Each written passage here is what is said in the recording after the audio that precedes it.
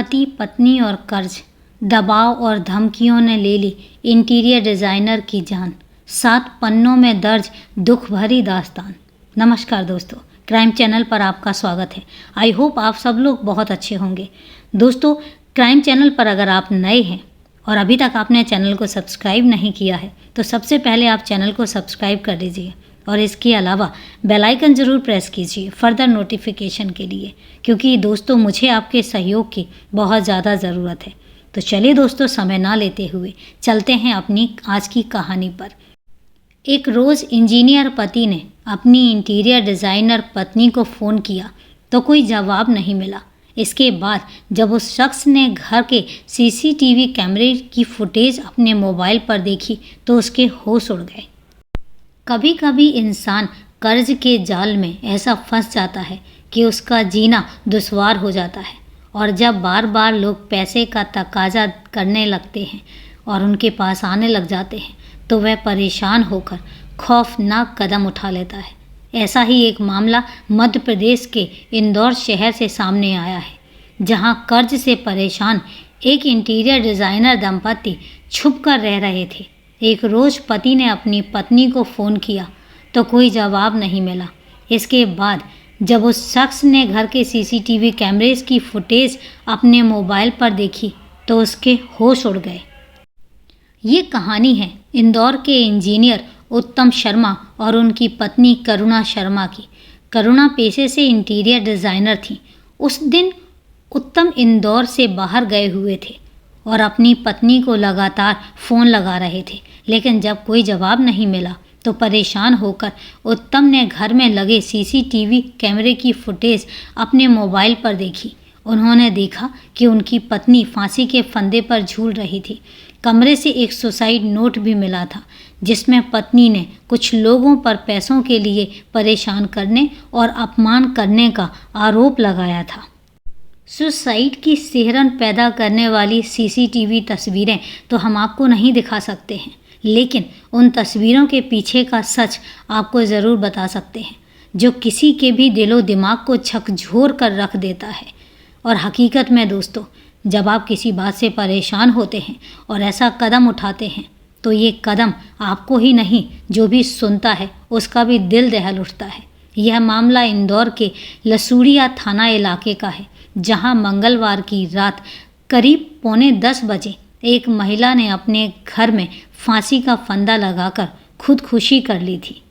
विडंबना ये रही कि सुसाइड के दौरान इंदौर से करीब 700 किलोमीटर दूर मौजूद उसका पति अपने घर से सुसाइड से पहले अपनी बीवी को लगातार फ़ोन लगा रहा था। उसको चिंता बढ़ रही थी कि उसकी बीवी उसका फ़ोन क्यों नहीं उठा रही है, लेकिन जब उसकी बीवी ने फ़ोन नहीं उठाया और जब वह बहुत ज़्यादा परेशान हो गया तब उसने अपने मोबाइल फ़ोन पर घर के अंदर लगे सीसीटीवी कैमरों की फुटेज चेक की। तब तक बहुत देर हो चुकी थी। महिला फंदे से लटक चुकी थी। जब पति ने सीसीटीवी फुटेज देखा तो उसने देखा कि उसकी पत्नी फांसी का फंदा लगाकर उसमें झूल रही है। पति ने फौरन इंदौर में अपने पड़ोसी को फ़ोन करके अपनी बीवी के फंदे में लटक जाने वाली बात बताई, जिसके बाद पड़ोसी ने किसी तरह घर का दरवाज़ा खोलकर महिला को बचाने की कोशिश भी की। उसे फंदे से उतार कर नीचे उतार लिया, लेकिन तब तक उसकी मौत हो चुकी थी। मरने वाली महिला करुणा शर्मा एक इंटीरियर डिज़ाइनर थी, जबकि उसका पति उत्तम शर्मा एक इंजीनियर था। पुलिस की माने तो करुणा शर्मा इंदौर में बीसी यानी वॉलंटियरी कंट्रीब्यूशन फंड चलाया करती थी, जिसे लेकर कुछ लोग उसे रुपयों पैसों के लिए बहुत परेशान कर रहे थे, और इसी देनदारी के दबाव और धमकियों के चलते उसने ये कदम उठाया था। सुसाइड करने से पहले महिला ने 7 पेज का एक नोट भी छोड़ा था, जिसमें उसने कई लोगों के खिलाफ नामदर्ज नाम भी लिए थे, और उन्होंने ये भी कहा था कि पैसों के लिए ये लोग उनको परेशान करते हैं। महिला ने बताया है कि रुपयों की लेन देन को लेकर कुछ लोगों ने कुछ समय पहले उसके घर में घुसकर तोड़फोड़ भी की थी और उसे जान से मार देने की धमकी भी दी थी। और उसके परिवार को भी जान से मार देने की धमकी दी थी। इसके बाद से वो काफ़ी परेशान थी। उसे डर था कि कहीं ऐसा ना हो कि वो लोग उसे या उसके परिवार को नुकसान पहुंचा दें। पुलिस की माने तो महिला ने जिस फ्लैट में खुदकुशी की उसमें वो एक रोज़ पहले ही शिफ्ट हुई थी। महिला ने जिन लोगों पर इल्ज़ाम लगाए थे उनमें हेमंत अत्रिवाल, प्रमिला अत्रिवाल, मोना शर्मा और आदित्य अग्रवाल जैसे लोग भी शामिल थे।